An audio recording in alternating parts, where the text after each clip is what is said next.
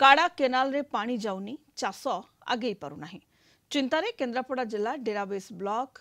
कार्तिया अंचल चाषी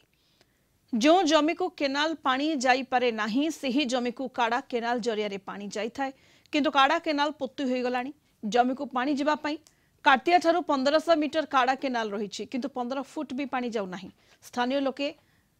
आडी और काड़ा अधिकारी निकट में बारंबार अभियोग करुथिले भी केही सुनु नाहांती।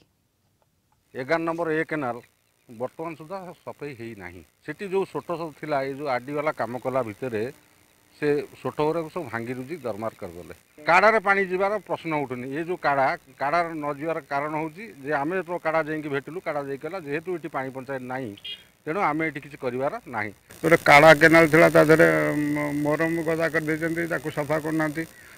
पोल जी मैंने सोठ जी पशुला पानी जावाई पास करने